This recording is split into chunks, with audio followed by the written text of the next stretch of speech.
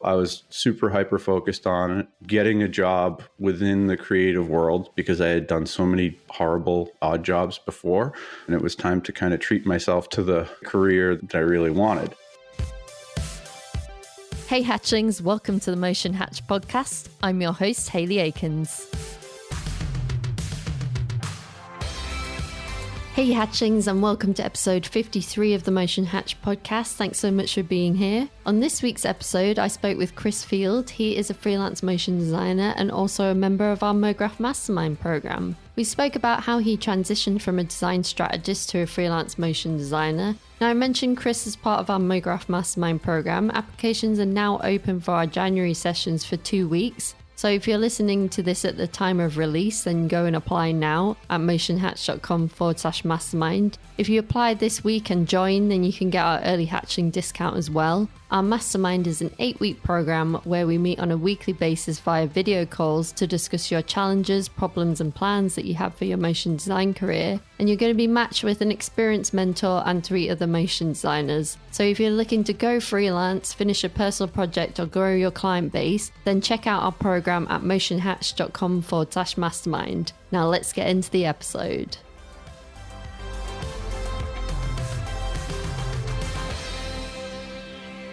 Hey Chris, thank you so much for coming on the show. Thanks for having me. So do you want to tell us a little bit about yourself, what you do, and your background? Sure. Well, my background is pretty diverse. I went back to school, Massachusetts College of Art. Later on in life, I was 26 years old. I had quite a few years of trying to figure out what I didn't want to do. And I eventually went back to school later on in life, which was, for me, it was a good idea because I wasn't going there for the college experience. I was going there to get a job. So I was super hyper focused on getting a job within the creative world because I had done so many horrible odd jobs before. And it was time to kind of treat myself to the career that I really wanted. And I went back to school. This was in 2006, I want to say. I thought I was going for graphic design.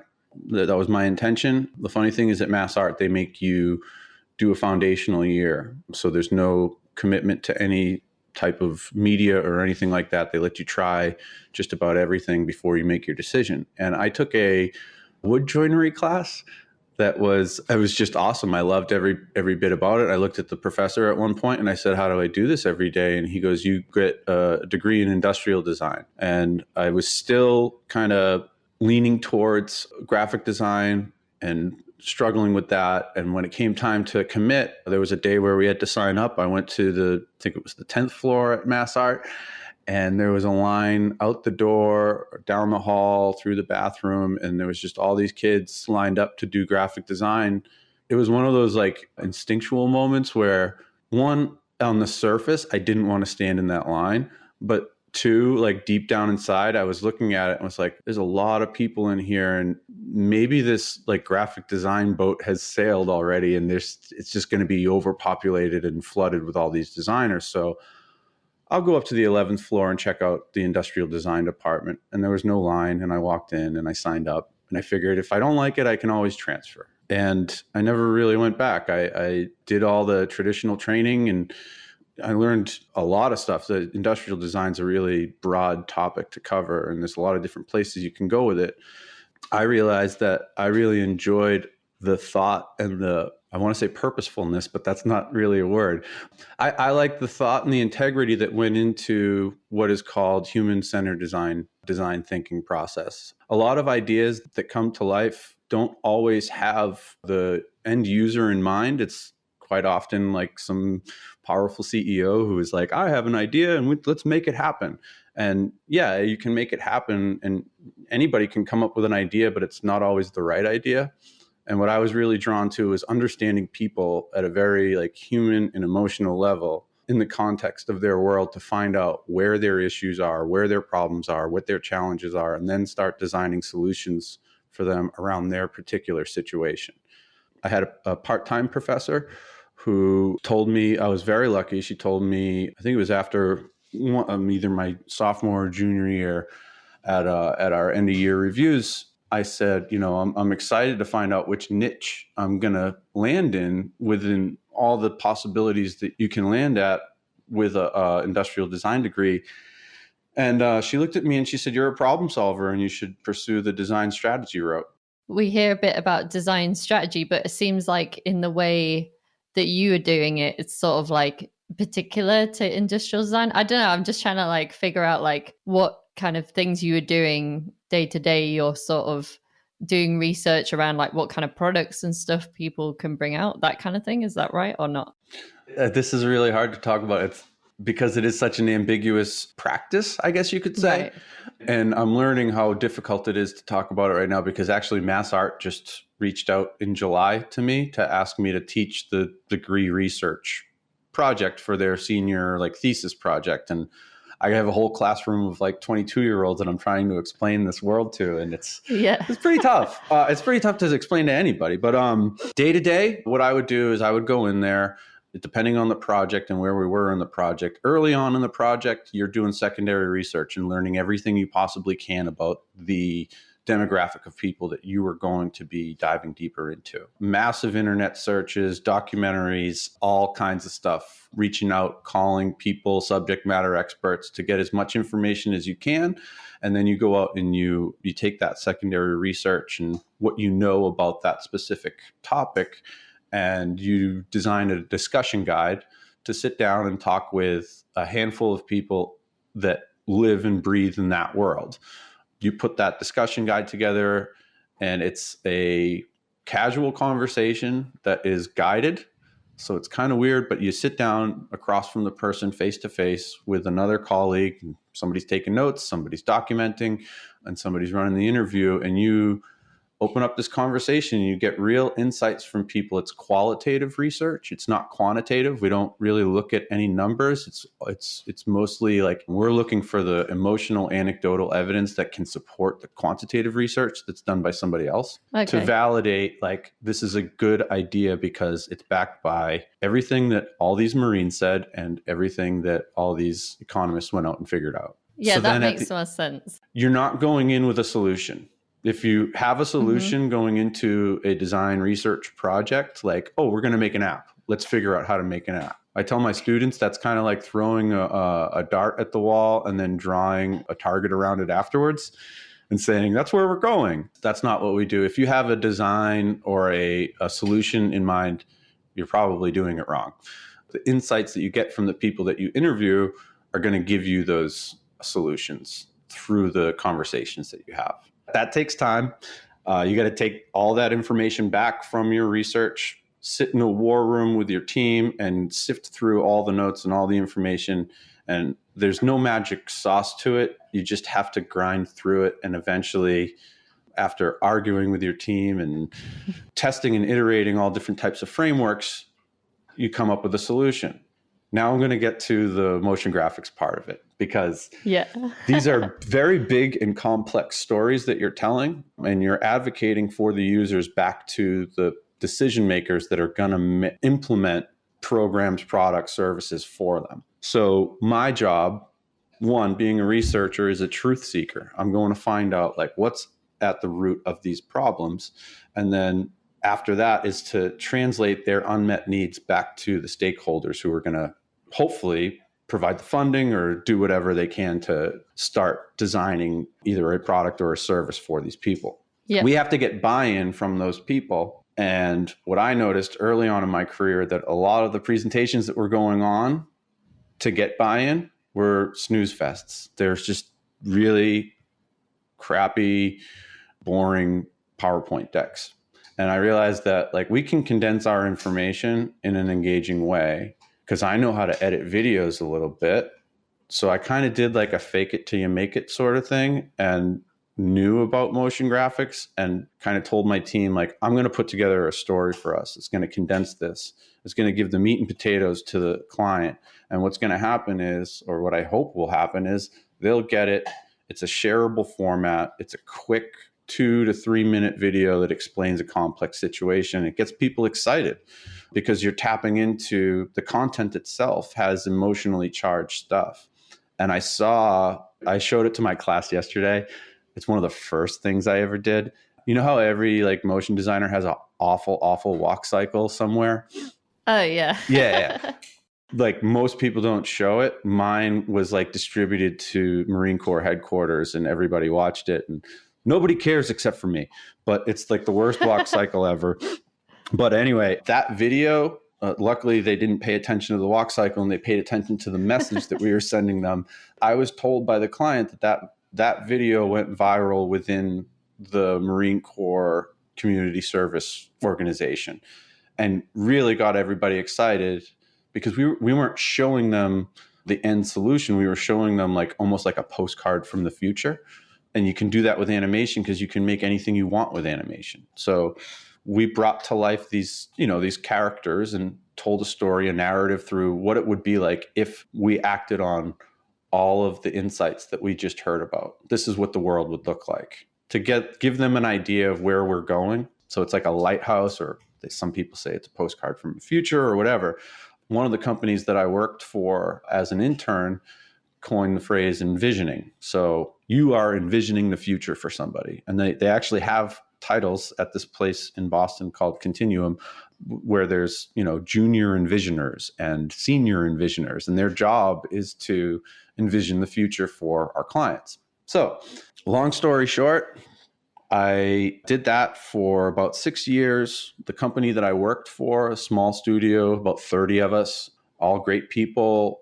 It just happened. I guess it's a trend right now. We got acquired by a very large company with over 500,000 people on a global scale. So we went from a little guy to a big guy almost overnight. And when that happens, I think it's really difficult for the culture within that small place to kind of maintain its flexibility and its edge and that sort of stuff. And I felt that was all the stuff that I liked about where I worked.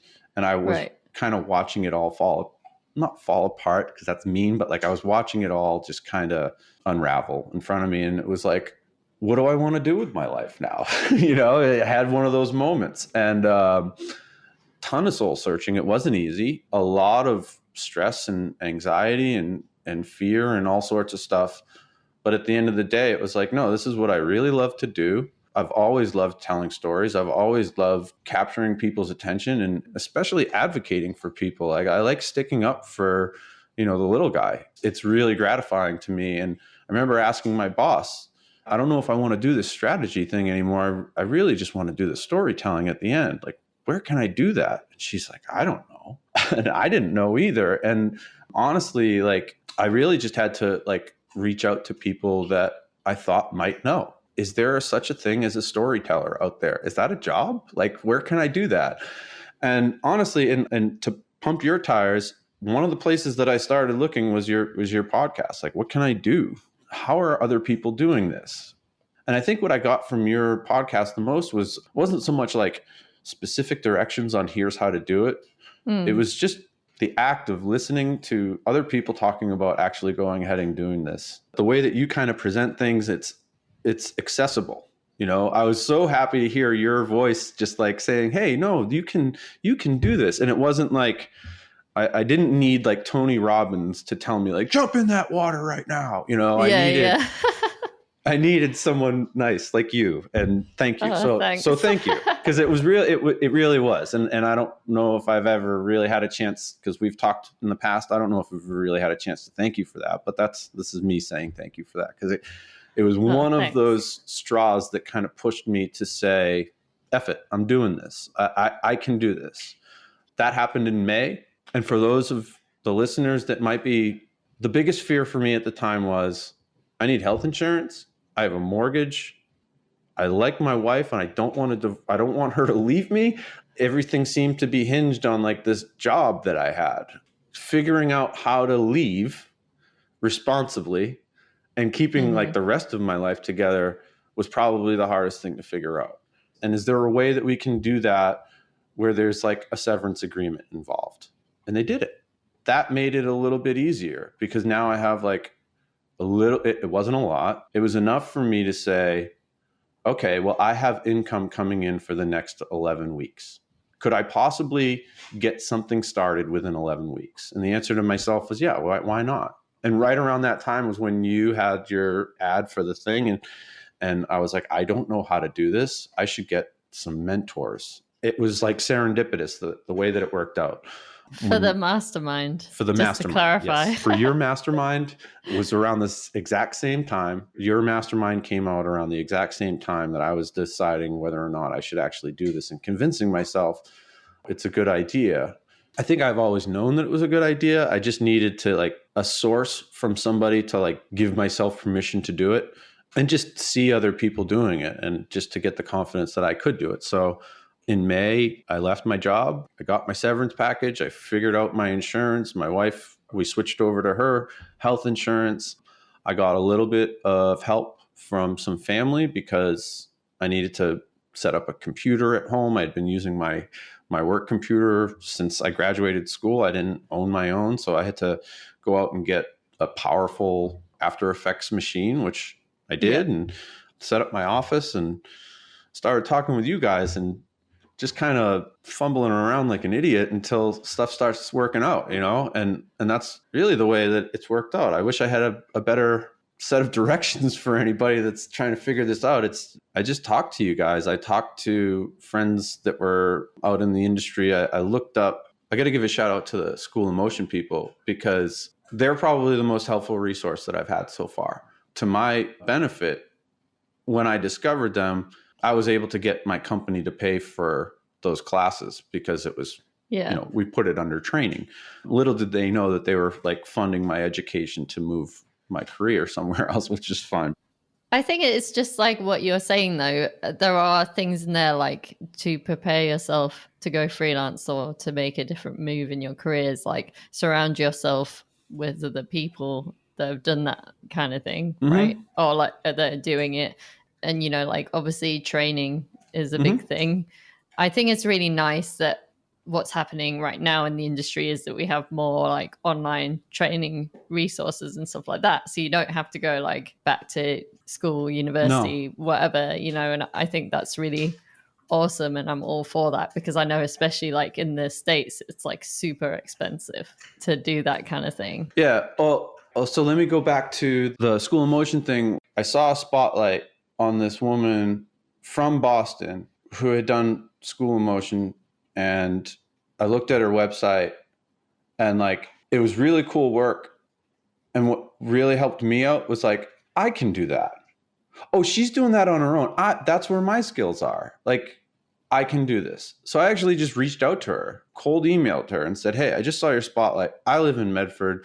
You live in Canton or whatever it is. I think it's Canton. What's going on? Like, can we meet up sometime? Can I pick your brain? And she was very sweet. And we ended up going to a meetup somewhere in Cambridge where apparently there's a strong network of motion graphics artists here in Boston. So it was just like little things like that just kind of gave me the confidence like, oh, this is happening. This can happen. People are doing this. There's no reason why you can't do this. Yeah, it's like that fake it till you make it thing. I'm a big fan of fake it till you make it, except if I don't want to. Do you know what I mean? Like, right. Like fake it till you make it if you want to. But if you don't want to, faking it till you make it is going to be miserable. So just make sure that it's something that you want to fake. What I think about that is like, we had a podcast with Alison come out recently as well. And it was that whole thing of like, I'm frightened to call myself like a freelance motion designer and stuff like that. Because like, I feel like, have I got the skills, all of this kind of stuff? I would say like, give yourself the label that you want and then put the hard work and the training in to kind of get those skills so that you can do those jobs. Do you know what I mean? That's what I think kind of faking it till you make it is in a way. Does that make sense? It's yes. Like, it's like, don't be afraid to use the job title that you kind of want to do, I guess. I'm giving my spiel on fake it till you make it with only half of the story. When I started working at Altitude in Somerville here, they needed video content. I said, I know a little bit about it. I'll fake it till I make it. But then, I've been at places of work before where they say, hey, we need someone to go out and recruit all these people. And then we're going to need like there was one time where they asked me to do like a year-end cost analysis for something and like send it off to I can fake it till I make it with a cost analysis spreadsheet, but guess what? It's going to be wrong. I don't really want yeah. to fake that. I don't want to pretend that I know what I'm doing for you and deliver something that's a piece of crap, if that makes sense. I don't know. Yeah, I understand what you're saying. Yeah. I Yeah. wanted to go back to like your transition, from Yes. being like a design strategist to like doing more freelance. So you kind of left that job, you had the runway. How did you find your first clients? And I guess what were some of the struggles there and how did that happen? I was very fortunate. I did not have to struggle at first. As soon as I left my job, right around that time, there was a show that an old friend of mine and I wanted to go see in New York City. We hopped in the car and drove down there, and we met her husband, who was working on business in New York City. We went and saw the show. The next day, we drove back home, and I had 4 hours in the car with her husband, who works for this company, and he was curious as to what I was doing with my life. And I had 4 hours to tell him. So he got the whole lowdown. And by the end of the car ride, he was like, I'm going to introduce you to my boss, and we're going to try and get you in here because I think there's some stuff that you can do for us. I'm like, cool. I didn't know what kind of stuff. I didn't know if it was going to be design strategy work. I didn't know if it was going to be motion work, but I was excited enough talking about it to him where he was like, wow, this is actually going to be helpful to us. He brought it to his boss. His boss called me. I met their marketing director. We worked out a plan for, what they're doing right now is they have like a 5-year strategy for like internal purposes. They have a 5-year business strategy, and they have a fairly big company. It's all around the US, and they want to share the rationale behind that strategy with all of their employees. So they've put together this, short explainer video to say, here's where we are right now. This is what's happened in the last few months, and this is where we're going to go in the future. So it's been cool. So that was my first gig. The second gig that I actually am putting the final touches on today, there's a design firm here in Boston called Continuum. I had interned with them when I was at Mass Art. While I was there is when I found out about After Effects, actually. It was from an envisioner who had worked there. I stayed in touch with her, reached out to her to let her know that I was going to go freelance and if she could help me, if we could have coffee, all that kind of stuff. So I've been in touch with her since I started to make the decision too. Out of the blue, she sent me an email and said, hey, I'm on retainer for the next couple of months for this other company. Continuum asked me to help. I gave them your name. Meet Laura. She's going to be awesome, and you guys are going to be great. And so that was my second job. So it was all word of mouth. It's really, really weird for me. I mean, it's stressful, but it's a good stressful thing. It could be, oh no, where's my next job coming from? And what happened to me was I got hit with 2 jobs right away. I was like, how the hell am I going to manage all this? Right. So that gives me more confidence than anything else, because it's like, holy crap, I've billed for work already. I've billed and paid for work. I don't have a business card. I don't have a website. I don't have anything up. This has all just come from word of mouth. And I'm very, very fortunate for that. But like now I'm finishing up these projects. I remember somebody from the company that I left said to me, first 2 projects you get are the easy ones. The next 5 are the tough ones. So I'm ready for a big challenge coming up, but at least I have something to show people and references to use and say, no, he actually does this stuff. So hopefully by the time this airs, I'll have a website up and maybe a business card in my pocket. I don't know. Yeah, well, we can put that in the show notes and stuff. But yeah, I was going to say, though, I think it's like less word of mouth, and it's almost like you're sort of like utilizing your existing network. Right. Do you know what I mean? That you like have already? Yes. Which is like, I think a great thing that everyone should think about when they first start going freelance is like, think about, like who is in my network right now? And like the things that you're saying, like it's not obvious, right? All the time. No. Like who these people are.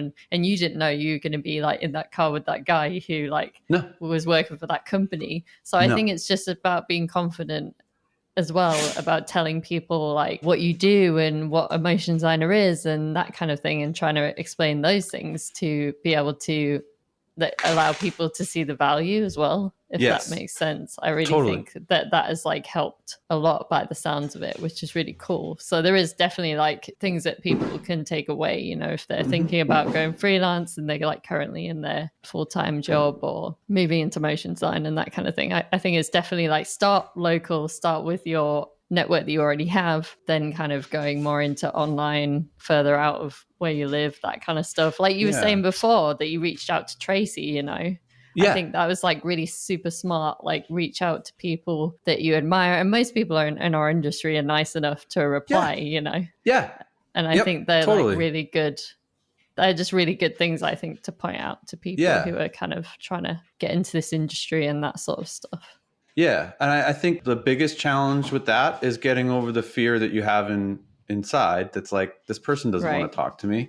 BS. They want to talk to you. They want to talk about their work. Like, I love talking about my work with other people. Like, they're going to geek out with you. They're going to have a new peer. Like, one of the things that I wanted to mention too, a lot of what I've heard in podcasts and what I've read and all that kind of stuff is to be very selective of what you do, of the types of projects that you want, and be careful what you wish for and that sort of stuff. So yeah, I reached out to my local network and the people that I know, but then I had this like epiphany. I went to like a arts and crafts festival thing with my wife and all sorts of bibs and bobs all over the place. And there was one tent in particular, an artist who had really clean, simple, geometric artwork. And I sat there and I stared at her work for a while, and it was like, this stuff has to move. Like, these shapes need to move and they need to interact with each other. And she noticed that I was kind of staring. Obviously, she was trying to sell some of her work, which I did buy. I bought some. Speaking up, I have a little bit of social anxiety, so like I don't always speak up when I should. I'm working on that. But I actually kind of had like this epiphany moment where it's like, no, screw it. Talk to this woman. She's doing cool stuff. You want to do cool stuff. She's out here. Talk to her. Tell her what you do.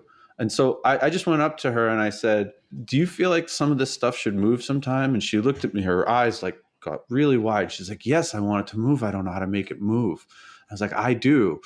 Can you give me some of your Illustrator files? And she was like, yes. So like I said, I'll buy one of your pieces too. But like we started talking, and it turns out she does that on her artwork on the side, but she's the director of UX for a financial company in the financial district in Boston. So like, I haven't reached back out to her yet, but I know who she is. She knows who I am. We're following each other on Instagram. I'm going to send her some stuff of her artwork moving around. And it's like, no, I'm going to become friends with you first. And then and then this whole like weirdness, awkward conversation about like trying to find new clients. It's like, it's already been done. Another example was I went into a coffee shop at my hometown. You could tell that like a lot of their swag, t-shirts and stickers and stuff was like bespoke and done by somebody there. It wasn't that good, but it was like, but I was like, cool, they're doing it on their own. And so I mentioned it to the guy who was making the coffee for me. And I said, hey, do you guys have like a studio that does this work for you or what? His eyes lit up. He's like, actually, I did it myself. And so it was like, oh, cool. I do that too. I actually illustrate and animate. And he looked at me and was like, and I'm talking about his coffee shop. And he looked at me like, oh, I'm going to give you my personal email. I have some work stuff for you.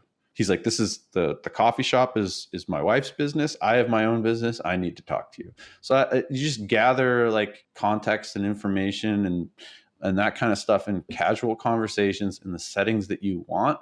And like, nothing has come to fruition from these conversations that I've had, but I have like almost like 98.9% faith that something is going to happen from these conversations, because I'm genuinely interested in the work that they do. And if I'm genuinely interested in the work that I do, then they're probably going to reciprocate that. Yeah, I think that's really smart. I like that you're like bringing this into your daily life and stuff. And I think it's like other people can try and do this. And it, like you say, like maybe it won't pay off, but I think it's nice to just like make connections with people. And when you have like shared interests, shared values, this kind of thing. Like I lived that story with the illustrator, and I think like I'd be excited to hear about how that goes and everything. I think that's really smart. I remember you mention it when we're Mm-hmm. doing the mastermind calls as well. Yeah. And I just think like stuff like that just makes sense to me. It's like we had another podcast recently with Kyle T. Webster, and he was saying like this thing of like looking for opportunities. Does that make sense? Like about like where your clients can come from and things like that. And like in your personal projects, and like you were saying, like you wanted to make her illustrations move, and then maybe that will turn into a client project. But if it doesn't, you've got some work that you can show people too, right? Yeah. That's awesome. No, and like keeping your eyes and ears open. This is something that I learned from my human-centered design research, is like you don't have any answers. They're all around you. And you just have to be aware of where they are. Similar to the coffee shop that I went into, and I'm just kind of thinking about what kind of work do I want to do, or where is motion design going to add value to certain situations. And I mean, there's screens everywhere, all around us. They're just like randomly plopping them in the middle of the street now. Like there's motion design where there used to be a poster, like a poorly designed poster for on the subway. There's digital screens there now. And it's like, I could sit here and take a photograph or a video of what's coming up on that screen for, let's say, like Citizens Bank or something, and like actually go back, recreate that, add motion to it, and like send it off to somebody at Citizens Bank and be like, hey, what do you think of this? Like, I can do this for you. That thought has crossed my mind. I don't want to work for Citizens Bank, so I don't do it. But like, but like one of the things is there's a restaurant in downtown Crossing in Boston that a couple of friends of mine work for or created. There are a few engineers from MIT, and they've created like this robotic restaurant, which is like the coolest thing in the world. But you go in and you use the kiosk, and it's like you're clicking through a PowerPoint presentation made by engineers, because it is a PowerPoint presentation made by engineers. There's an opportunity. Here's some approachable people. Hey guys, I can make this look better. Give me a couple of weeks. Let me put together like a nonlinear narrative of how we walk through your menu and decide on the stuff that we want in our dish. And then I'll show it to you. And if they don't like it, it doesn't matter. I have a portfolio piece that I can show any other restaurant in the world, as long as I scrub it for, proprietary information or anything like that, copyright stuff. But it's like, no, I have an example of work that can add value to somebody's business right here. Another thing is like they just opened up a casino down the street from my house, which is not something that I'm super excited about, but we went for my wife's birthday, and there's screens all over the place, and they just have still slides on it all the time. It's like, why are you even putting a TV up there? Why can't we just, you know what I mean? So like, I'm at the casino, not gambling, taking videos of screens on the walls all over the place. Like kind of sick and twisted, but like I'm used to bringing my work outside of work with me. It's kind of, it has to happen by nature. It's a blessing and a curse. Sometimes you're just like, I don't want to be working right now. I don't want to be analyzing why this could be working better that way, or blah, blah, blah, blah, blah. But it's just part of my nature. So it's not even really work to me, actually. It's just like normal everyday problem solving, I guess. So do you feel like your kind of design strategy, human-centered design experience is really helping you in the motion design world? Yeah, totally. One of the really interesting things that I'm learning is that the design strategy and the research and all that gets you so far. As soon as you start to put a narrative together to explain it to somebody, the act of putting together that script, that story, that, storyboard or whatever, that is where you start to actually see how airtight your idea is. Because when you're starting to tell the story, there's going to be gaps, and it's going to be like, oh no, like we made it this far. And if I'm going to say this at this point and show that, these two things need to connect. And I can't give you a specific example right now, but I can just tell you from experience, and it's happening right now with that job that I'm working on right now with my friend that I met or that I talked to in the car ride. Mm-hmm. They have a 5-year strategy in place, and they want me to bring it to life and explain it and break it down for people. Right. Well, in doing that, I'm poking holes in their strategy because I'm looking at the content that they're giving me and saying like, no, that doesn't make sense here. And, so there's been a lot of iterations, and that project has taken a lot longer because like at the end of the day, I am by trade a truth seeker. And then at the end of the day, I have to translate the truth. And in order to do that, you got to poke holes in the final product that you have. And I think that like storytelling gets a little bit underrated in that sense, because it is the final touch that you have to put on, but it's also a way to make sure that what your idea and what your concept is airtight.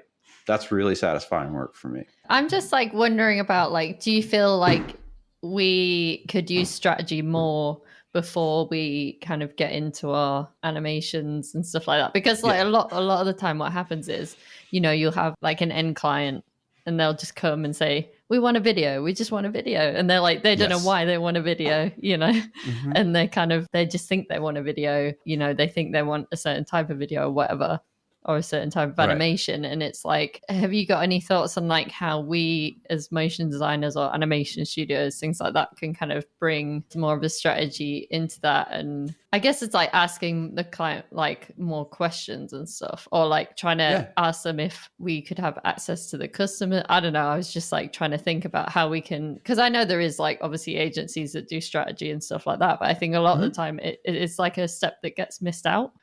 Yes, totally. When we first started the mastermind, I had started writing out like a business plan. That was one of the things that I was telling myself is this is how I'm going to differentiate.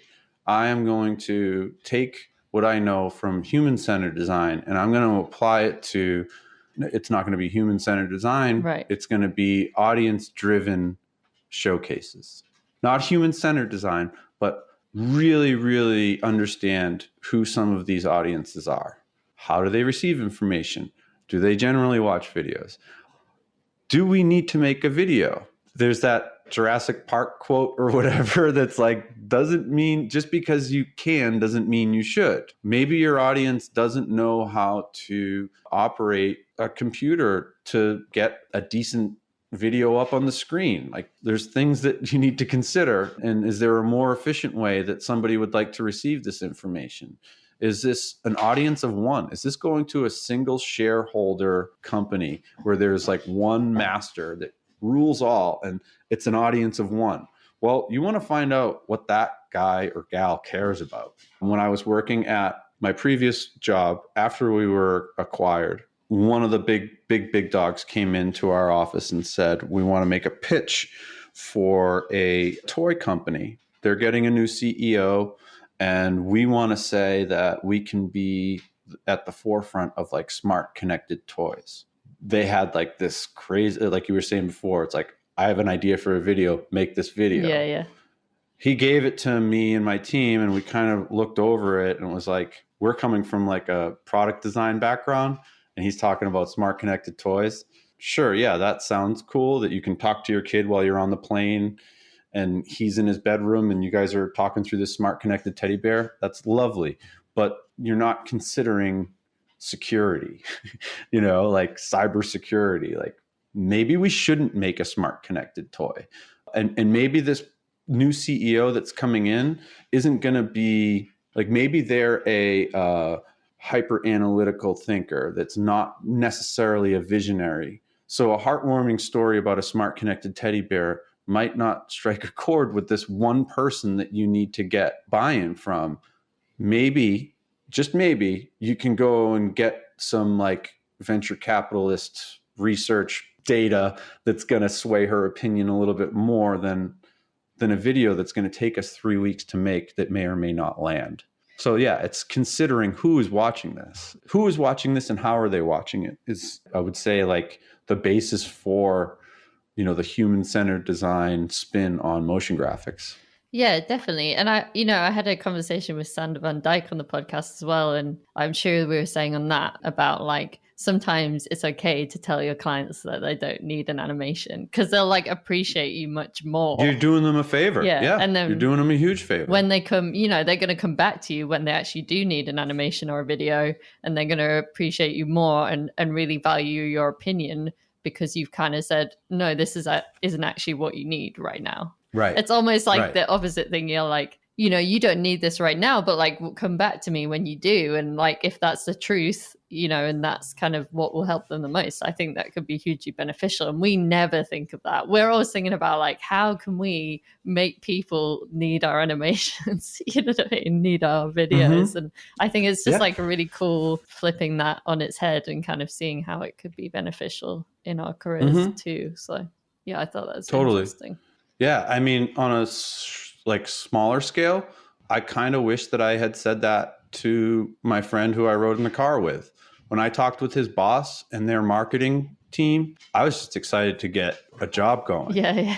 That was the end goal. But then like 2 weeks into it, I'm trying to get script approvals and they don't have their end strategy completely tied up together. So like now I'm kind of sitting on my hands for the next couple of weeks until they get their stuff together. Had I known what to look for when I first had that first meeting with them, I would have said that. I would have said, you guys, I'm more than happy to help you out and work with you right now. You've got a little bit more homework to do before we can hit the ground running. Because what happened was I wrote up a contract that said this is going to take 3 weeks. Technically, yeah, it's going to take 3 weeks, but that's not considering the feedback time and all the other stuff. Like technically, for me to move these keyframes and to tell the story that you need me to tell, it's going to take 3 weeks. That's considering if everything is all ready to go. And lesson learned, I will do that the next time I have a client, And that's just kind of like the cool part of all this is like, I'm a poor musician, but I love playing music. And I think that there's this improvisational aspect to practice and humility I'm trying throughout this whole thing, where it's just like, no, I don't know what I'm doing. I have a fairly good idea of what it could look like, and let's just bumble around like an idiot for a while, regroup at the end of the year and look at what I've done and how can I start to structure some sort of a template or something to follow to get my stuff in order. But like, yeah, I think during our mastermind session, I reached a point where it was like, I don't know how to sign up for an LLC. I'll figure that out as I go. That's not the top priority right now. I thought it was. It's not. I don't need a business plan fully fleshed out right now. It would be nice to have it, but there's bigger fish to fry. Get the work, get the job, keep your wife, and and then like figure out all the taxes and LLC and all the other stuff that I have no idea what I'm doing. Like I luckily enough, I have a neighbor who works at like a law firm that can like look at contracts for me every now and then and say yes or no. But like, I think this whole freelance thing became a lot easier once I realized like, I don't know what I'm doing and I'm learning, I'm figuring it out. Yeah, it just makes things move a little bit smoother. It's really interesting because it's like we had a similar story like from Alison as well, like when she started out, saying like, you're like, okay, I've got to like have all these things and I've got to know exactly what I'm doing and everything organized and stuff like that. And I think it's almost like procrastination, like before like actually like contacting the clients, doing the networking, doing all of that stuff, talking to people, like you say, like trying to find out who you can have in your corner, like your neighbor who is a lawyer or what. Do you know what I mean? Like figuring out, getting the right people in your corner, yes, but like not having kind of like, oh, I need this business perfectly planned out like for the rest of the year and stuff like that. And I think that's really funny because I've heard that quite a few times recently. That seems like the way people sort of approach it. I don't want to sound like I'm selling like this can happen to you too, but like honestly, like I said before, I don't have a website. I don't have a business card. I bought a domain. I haven't opened it up yet. I'm completing 2 of my first jobs right now. Is that going to happen for everybody listening? I don't know. It can though. It's not impossible. Yeah, I think it's good. I think it's just great to chat to you about all this stuff because obviously when we first met, you were kind of just fresh off your job and it was kind of like, I don't know what's happening, you know what I mean? And now I feel like you're like, I know what's happening, I feel like you have a bit more clarity and stuff, which is really nice. And obviously I'm excited to see where in the future, if you're going to think about maybe bringing in the design strategy, human-centered design thing with the motion design, how that might work, because I think that would be kind of interesting. It's such an ambiguous world and Right. so hard to talk about and get people on board with and understand. I know there's a connection there. I will say this. The quality of the stories that I told while I was working for that company, the quality of those stories would not have been as high if we didn't do all the research. Do you know what I mean? Like the compellingness, the emotional charge behind it all, it's deeply rooted in real people. If you don't have that, you're rolling the dice as to whether or not you're going to have a compelling story. If you do the heavy lifting and understanding and empathizing ahead of time, the story itself, it's almost like not fair how easy it is to write a story when you understand who you're trying to talk about at a very, very deep level. It's tough. It's a tough balance because the world that we live in is the clients are just like, make something creative fast tomorrow. Right. I need it. I don't care how you do it. Just make it happen.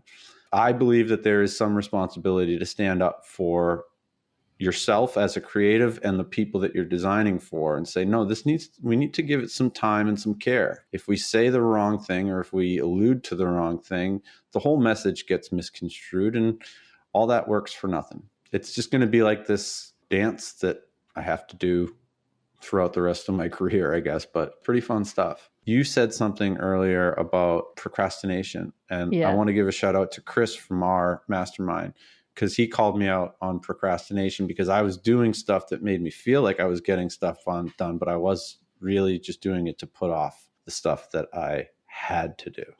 So I was just spinning my wheels to make myself feel productive, which isn't the worst thing. I don't know. I won't go into this, but like, if anybody has ever suffered or struggled with depression or anything, sometimes it's difficult to just get out of bed. So like you want to give yourself a round of applause for like just having a shower or something. So like to feel productive by just staying busy, that's one thing. But then when it gets down to brass tacks, it's like, just do what you know you need to do and stop effing around. That's kind of what I'm telling my class right now is like, hey guys, I've given you a topic to go study and we're all discussing it and everything. Stop effing around and go do it. And I think we all need to hear that sometimes because it's really hard, like in business and in, working and all of that stuff. Like it's that thing of like, what do I concentrate on next? What's going to actually move the needle for this freelance career or my business or my motion design career and stuff like that? And I think that's the hardest stuff, and I think that's like a lot of things that we talk about in the mastermind stuff comes down to that. It's like, having that kind of the people, like you're saying, to kind of brainstorm or like pick holes in what you're doing like every week is like a huge thing because it comes back time and time again. People are like, I just don't know what the next step is, I think that's all I was like super hungry for during the first few weeks of our thing was like, I just need someone to tell me the next right step and then I'm good. That next right step isn't always clear. Yeah. But I will say the one thing that this is kind of counterintuitive to what I said just a few minutes ago. To me, it was, you're doing something productive. At least you're doing something. Don't sit there and spin your wheels. Do something. If it's a way of like this weird roundabout procrastination, okay, understand that it is procrastination, but also give yourself some credit for doing something to move the dial forward a little bit. If you're not doing something to move the dial a little bit, then you need to start getting worried and like reaching out for real help. But if you're just doing little baby steps here and there, that's good too. Don't discredit that stuff because that is like compound interest, after a while. Yeah. Well, that just makes you think of like people doing like little personal projects and stuff like that. Like that's the stuff that gets you work because that's more and more people keep saying like, when I look for people to hire, it's like, look at their personal projects because that's all them. That's what they care about. I feel like we're starting to see more stuff in the industry about people connecting with people on that kind of level and people connecting with each other because of their values and stuff like that. As it becomes more and more, there's more and more motion designers out there. I think that will happen more and more. So I feel like we need to show our personalities more and more, It's kind of like all the like personal branding stuff and things like that. I feel like that's going to become more important, definitely. Yeah, and that, which is like personal branding is like the last thing I want to do. It really is. Like I identify with my tradesman friends who are like carpenters and stuff, and they're, the inside of their house looks like garbage because it's the last thing that they want to do is like fix up this stairway or something like that. Like I can totally identify with that. If there's kind of one thing that you would like the audience to take away from the podcast, what do you think that would be? Leaving a job is really difficult, especially if it's a place that you really enjoyed working at one point in time or still do enjoy working at. And some of the things that drove me to want to leave that job was this thought in my head that I wasn't good at it anymore, so I needed to find something else to do. I think that's a really common thing within a creative space, the creative world. There's a lot of self-doubt and there's a lot of different ways that we can talk ourselves out of doing things. I know that you have a podcast that's about like the business side of motion graphics, but what has happened with me over the last couple of months in this whole transition thing has been a huge lesson in mental health. There's been like this ongoing debate in my head, and not just being proactive about your career, but like for me personally, being proactive about my mental health state and getting the help that I needed with that in order to like really get the confidence to do what I really believe that I'm here to do. Don't dismiss that. If you are having trouble with that, it is a big, huge barrier that should not be overlooked. If I'm leaving on a random note that may or may not have anything to do with what we've talked about all this point, what I want your listeners to know is that there are factors of mental health that will get in the way of your productivity, your production, and your dream of becoming your own business. And there are tons of people out there that can help you get over that. Once you make that connection, it gets a lot easier. And I'm speaking from my own experience. If there's somebody out there that thinks that there's something getting in the way that isn't just a professional thing, take a look at your mental health and be honest with yourself. And if you need to work out some stuff to get the confidence you need to do what you really believe that you should be doing, then don't worry about your LLC and get on the phone with a counselor or somebody. You know what I mean? Figure that stuff out first and foremost, so that you're prepared to take on, this is a big challenge and you need to be 100% present for it. And if you're distracted by that kind of stuff, it's going to hold you back. Well, yeah, I appreciate that. I think that's a really good thing to end on. Do you want to tell everybody where to find you and your work? Do you have a site? Are you going to have a site? This is interesting. This has never happened before on the podcast. No, I'm too busy getting the work done right now. So I don't even have, like I said, I don't have time for this stuff. I do have a Instagram. Oh, yeah, that's good. We can do Instagram. I barely ever use it. It's got a lot of pictures of my dog, and there's a couple of animations on there too. Well, I guess if you update your site, we can put it up there. And if not, people can go to your Instagram just in case they want to say hey or that kind of thing. Yes. My Instagram handle is CSF Field, and my website is fieldofmotion.com. Nice. I like that. I like that you've used your name and it's Field of Motion. I think that's cool. Yeah, I thought it was a little cheesy, but then it was like, you know what? Just pick a name, for crying out loud. You know, it doesn't really matter. Yeah, I like it. I think it's cool. Thanks. Cool. Well, thank you so much for coming on the show. Thank you so much for having me. And thank you for all the work that you've done for the motion community. I really appreciate it. Oh, thanks. Thanks again to Chris for coming on the show. That was really awesome. Remember that mastermind applications are open right now for our January session. So if you're interested in that, go over to motionhatch.com/mastermind. They will close on the 15th of November, and we have our early hatching discount for people that join this week. So make sure you go over there and check it out. I'd love to have you in the program. It'll be really awesome to speak to some of you. So thank you for listening to this podcast. It means an awful lot to me. And if you have any suggestions or anything, you can always email me at hello@motionhatch.com. I really appreciate you. See ya.